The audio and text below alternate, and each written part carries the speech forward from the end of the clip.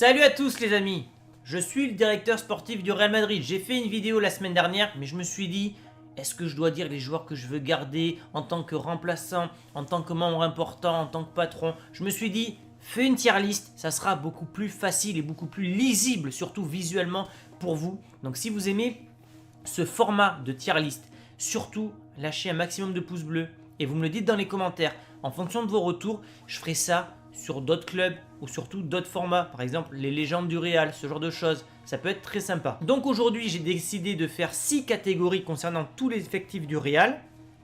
Alors j'ai choisi cette tier list sur le site Tiermaker. Ils ont mis des possibles recrues, hein. On voit Haaland, on voit Mbappé, on voit Nagelsmann. On ne les mettra pas, hein. Donc les différentes catégories, donc il y aura Fuera, que j'ai fait la semaine dernière. Donc cette catégorie, je vais aller assez vite pour pas que la vidéo dure 40 minutes. D'ailleurs, si la vidéo dure 40 minutes, possible que je la split en deux, d'accord? À voir selon l'offre. C'est des joueurs que j'ai pas spécialement envie de vendre, mais si une belle offre arrive, je les vends. Ça part en prêt, donc là ça va concerner des jeunes joueurs qui ont besoin de gagner en maturité, en expérience et qui pourront, pourquoi pas dans un avenir proche, servir le Real. Part sur la catégorie rotation à venir. Là c'est important, c'est des joueurs qui vont quand même avoir une importance pour la saison prochaine. Des joueurs qui vont entrer dans la rotation et qui concernent l'avenir du club. Je compte sur eux. Ensuite il y aura les membres importants et enfin les patrons. Je tiens quand même à expliquer que ces catégories concernent les éléments que j'ai vus cette année. Un Ramos aurait été patron il y a 2 ans.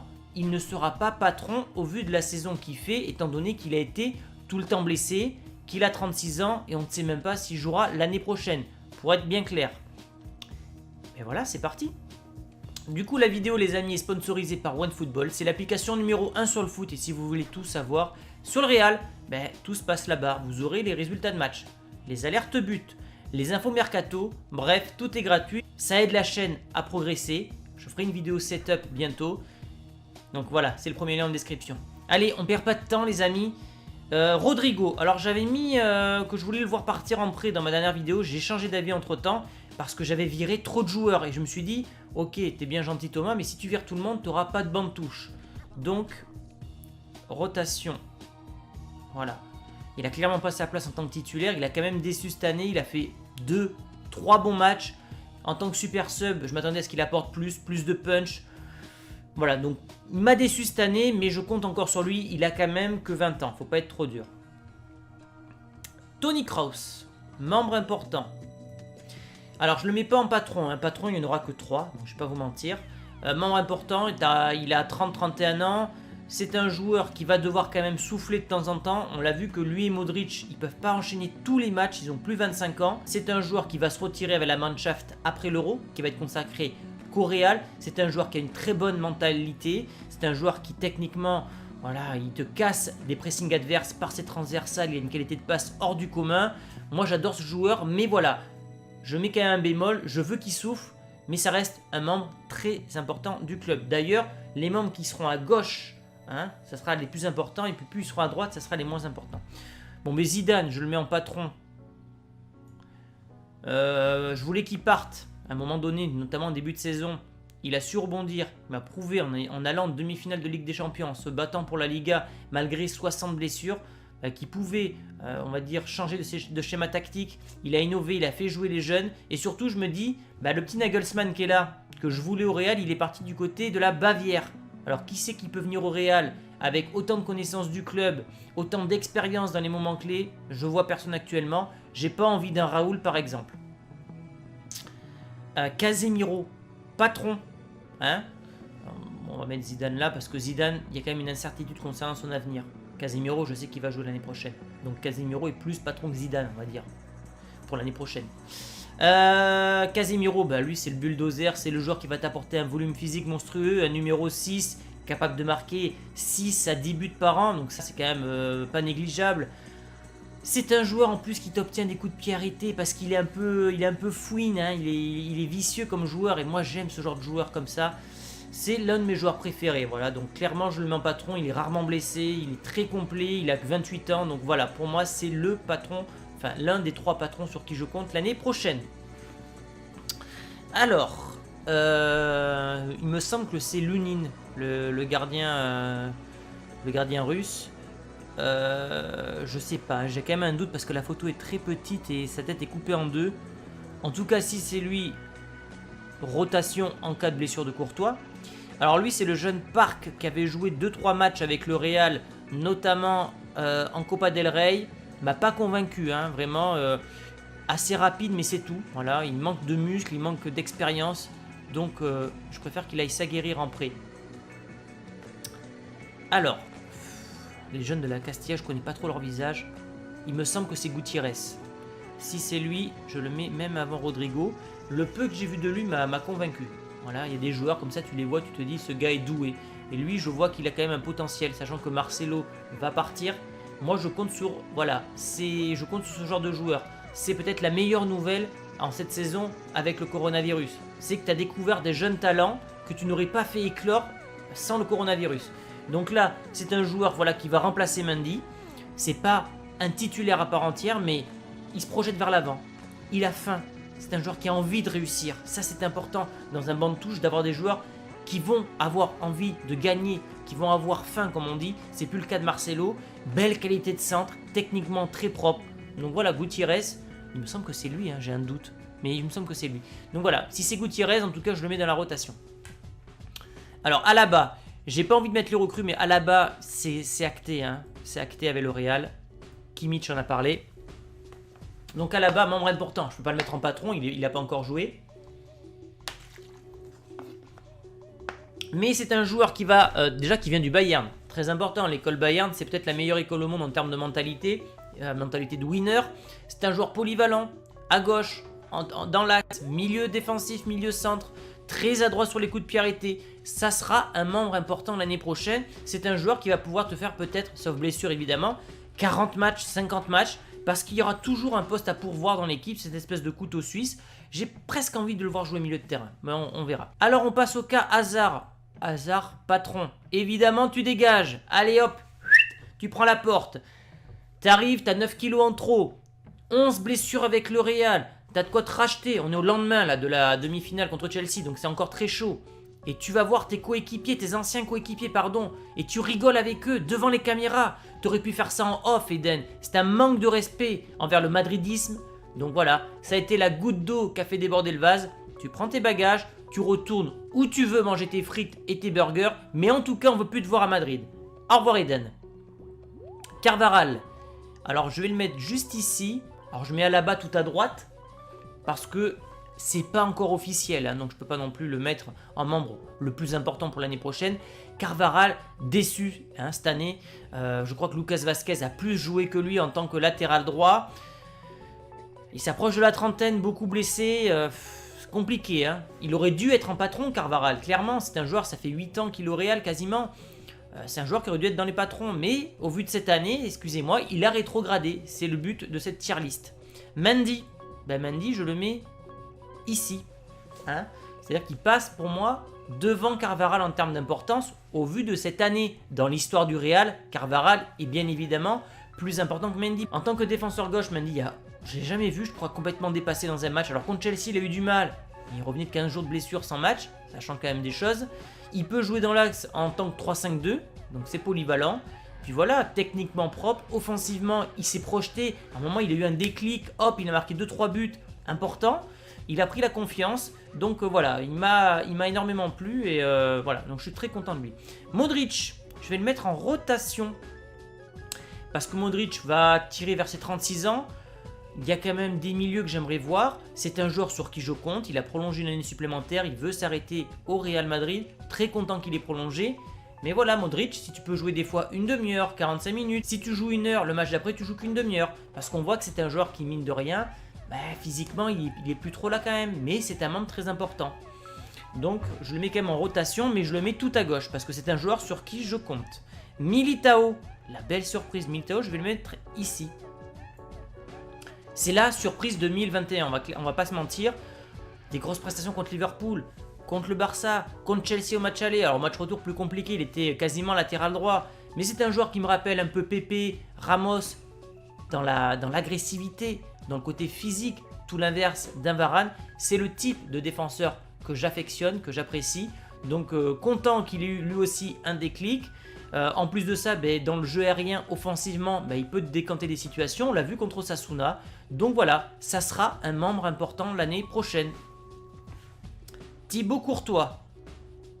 Ah, je le mets ici, mais bon, je pense que les patrons ont tous la même valeur. Monstrueux Thibaut. Monstrueux. Il a fait qu'une seule boulette cette année contre Huesca. Il a eu son déclic quand Navas est parti. C'est le meilleur gardien du monde. Il a une envergure monstrueuse qui lui confère la capacité d'aller chercher des ballons aériens à chaque fois, dans toutes les positions. Mais en plus de ça, il a la capacité d'aller se coucher rapidement à ras de terre. Quand il se met comme ça avec ses pieds et ses jambes, il prend quasiment toutes les cages. Il est monstrueux, il a une confiance énorme et c'est clairement le top 3 des joueurs cette année. Blanco. Je vais le mettre juste là. D'après la presse espagnole, ça sera le remplaçant officiel de Casemiro l'an prochain. Donc pas de Camavinga, ça te fait économiser 50 millions d'euros. Ça te permet d'intégrer des joueurs issus du club pour l'ADN d'un club comme le Real, c'est important. Et je suis content finalement qu'il y ait eu ce coronavirus, parce que c'est peut-être un joueur qui serait parti dans un autre club en Espagne ou à l'étranger et que tu n'aurais pas vu éclore chez toi. C'est un joueur un peu vintage, j'avais le maillot qui le remonte assez haut, le short pardon. C'est un joueur qui me rappelle des fois dans la gestuelle Xabi Alonso, passe courte, passe longue, peu de déchets. Il a récupéré quand même 10 ballons lors du dernier match. C'est un joueur sur qui je compte l'année prochaine, donc dans la rotation. Nacho, je vais le mettre ici. C'est le couteau suisse du Real. Je pense que chaque club rêve d'avoir un joueur comme ça. Il est issu du club. Il ne râle jamais. Tu peux le faire jouer à gauche, à droite, dans l'axe. Il ne dit rien. Il ne va pas réclamer des augmentations à tout va. Il a de l'expérience maintenant. Voilà, très content de la saison de Nacho. C'est une belle surprise. Odegaard. Voilà, on compte sur lui. Il a peut-être gagné un peu d'expérience en Angleterre. Et alors là, c'est le type de joueur que je veux voir alterner avec Modric. Modric joue une heure, Odegaard joue une demi-heure. Odegaard joue une heure, Modric joue une demi-heure. Je veux que l'entraîneur l'année prochaine, si c'est Zidane, fonctionne comme ça. Parce que tu ne peux pas dégoûter la nouvelle génération, mais tu ne peux pas en même temps chier sur les joueurs qui t'ont fait gagner. Donc le juste milieu, c'est de faire cette espèce d'alternance, sachant que tu auras des blessures. Modric sera sûrement blessé l'an prochain, il aura 36 ans. Donc Odegaard aura de quoi jouer l'an prochain. Il faut garder des gros talents comme ça, parce que tu te rends compte que cette année, si le Real avait gardé des joueurs comme Ceballos, comme Odegaard, comme Jovic, le Real serait sûrement premier de Liga, parce que tu as joué avec un banc de touche qui a été complètement minable cette année. Donc voilà, moi je compte sur des joueurs comme Odegaard. Benzema, alors lui Benzema on va le mettre ici, patron numéro 1. C'est le joueur qui au niveau des expected goals est au-dessus, c'est-à-dire qu'il a marqué plus de buts que les probabilités lui ont conféré. C'est quand même extraordinaire ce joueur. Par exemple le but à Chelsea, contre Chelsea, c'est contrôle de la tête et donc après reprise de volée. Ben, l'expected goal aurait dit il y aura peut-être 15% de chance que le joueur marque dans cette position, ben lui il a fait. Donc Benzema, voilà, il est 4e meilleur buteur de l'histoire du club, 11 ans en tant que numéro 9. Voilà, c'est un joueur qui montre l'exemple par son abnégation dans l'entraînement, il a appris de Ronaldo et c'est très bien comme ça. Asensio, je vais le mettre à voir selon offre. Ouais, très déçu d'Asensio cette année, c'est un joueur qui ne prend aucun risque, qui ne provoque pas l'adversaire, qui joue toujours dos au jeu, qui va faire que des passes en retrait, qui statistiquement n'a marqué que 4 buts cette année, ou 3 ou 4 buts, c'est pas assez. Surtout vu le nombre de matchs qu'il a joué. On parle d'un joueur qui a 25-26 ans, on parle pas d'un joueur qui a 20 ans. Ça doit être un joueur confirmé maintenant Asensio, il m'a déçu, très déçu. Donc écoutez, je serais content de le garder en tant que remplaçant l'année prochaine parce que tu auras besoin de ce type de joueur. Mais si tu as une grosse offre qui arrive sur la table, au revoir monsieur. Allez, Mariano Diaz, ça dégage. Cuifoot très faible. Le catcheur dominicain on n'en veut plus, mais j'en ai parlé dans la vidéo de la semaine dernière, je ne vais pas m'étaler là-dessus. Alors lui, il me semble que c'est... J'ai du mal avec les joueurs de la Castilla, je les vois jamais jouer. Il me semble que c'est Duro. Les jeunes de la Castilla, je les fais partir en prêt. Régnier, pareil, je l'ai jamais vu jouer, tu restes en prêt. En tout cas, tu n'as pas le niveau, j'ai jamais entendu parler de toi pour tes prestations. Ceballos, je vais le mettre ici. Il a fait 2 ans à Arsenal, c'est le type de joueur que tu as besoin sur le banc de touche. Tu vois quand Modric est blessé, que Kroos est blessé, et tu aurais un Ceballos, tu serais très content. Donc voilà, il faut que le Real s'étoffe. Tu as des joueurs que tu as fait partir en prêt, maintenant tu dois les faire revenir et tu dois leur faire confiance. Ça c'est le jeune Arribas. Arribas, je vais le mettre quand même là. Mais c'est un joueur qui a fait 10 matchs de Liga.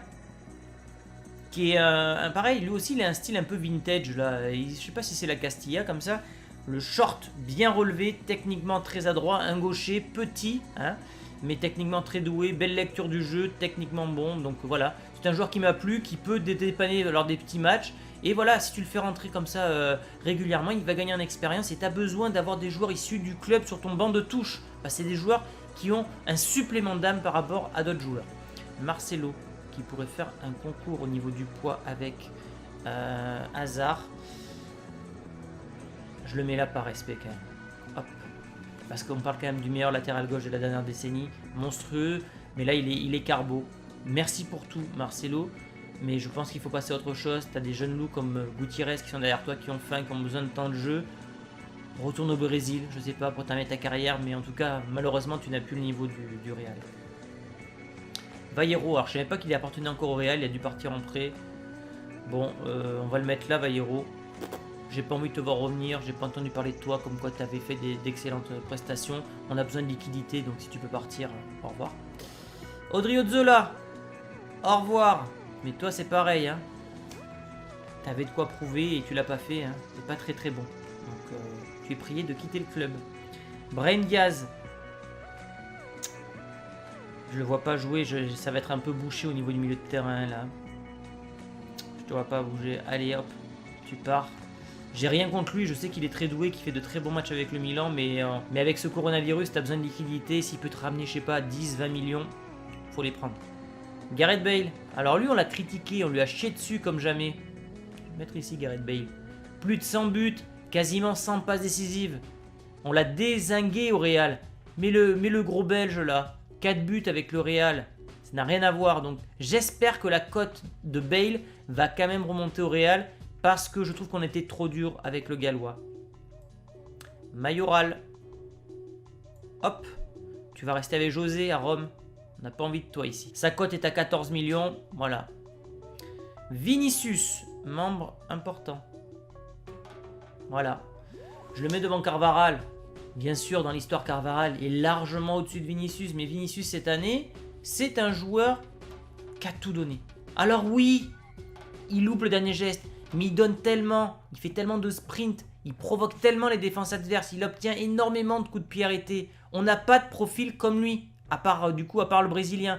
Tu dois le garder, et pour moi, il a été un membre important. On a été trop dur avec Vinicius, on a oublié son âge. Il a à peine 20 ans. On ne parle pas d'un Asensio qui a 6 ans de plus, on parle d'un mec qui a 20 ans. Et pourtant, c'est un joueur, voilà, par son innocence, par son jeune âge, il va toujours provoquer. Alors évidemment, il faut qu'il s'améliore dans la finition, mais j'ai espoir qu'il progresse. Jovic, je veux que tu partes. Là. Bon, il a un profil trop rustre pour le Real, pas assez technique. Alors ça pouvait être intéressant à la base d'avoir un profil complètement différent de Benzema, mais voilà, il retourne à Francfort et pareil, il n'a pas réussi, il n'est pas sérieux. Donc j'en ai parlé la semaine dernière des Fouera, donc je ne vais pas m'attarder là-dessus. Mais mine de rien, on est déjà à 9 joueurs que je vais voir partir. Donc, faut que je fasse attention parce qu'il faut que mon banc de touche soit fourni pour l'an prochain. Ramos. Hop. Ici quand même. Merde, faut pas déconner. Mais Ramos n'a pas joué cette année. Quasiment pas. On parle de quasiment 4 mois de blessure. 36 ans. Donc Ramos, peut-être ne sera pas titulaire l'an prochain. On ne sait même pas s'il sera là l'an prochain. Mais voilà. Moi, je mets quand même Militao devant lui. Parce que je pense que Militao sera plus important l'année prochaine que Ramos. C'est bien en fonction de cette saison et de l'année prochaine, pas de l'histoire. Sinon Ramos, il serait devant Benzema. On est d'accord. Isco, ah ben c'est sympa si on va faire un concours de gros bouffeurs avec Hazard. Hein, savoir qui est le plus gros, ça peut être sympa ça dans le vestiaire. Allez, ça dégage. Isco, Fouera, allez hop. Valverde. Valverde, je vais le mettre ici. J'adore ce joueur. Volume physique. Intensité, techniquement il est pas mauvais, il casse des lignes, devant le but il est bon, il a marqué au Barça.